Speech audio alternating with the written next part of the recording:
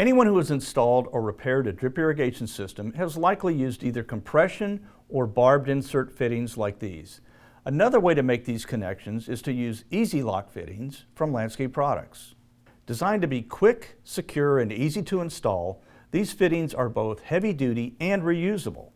They're suitable for most half-inch polyethylene tubing as well as 16 to 18 millimeter drip line. This means you won't need to carry an assortment of fitting sizes to work with tubing from different manufacturers. Be aware that these fittings are rated at a maximum of 60 psi, so be sure to install a pressure regulator or drip zone kit like this that includes a pressure regulator along with a control valve and filter. Ideal for new installations and maintenance repairs on drip irrigation systems, the EZ-LOK fittings are long-lasting, UV-resistant, and can withstand exposure to chemicals commonly used in landscaping. The fittings are simple to use once you know how they work. To make a connection, start by making sure that the locking nuts are tightened inward so that the threads can no longer be seen.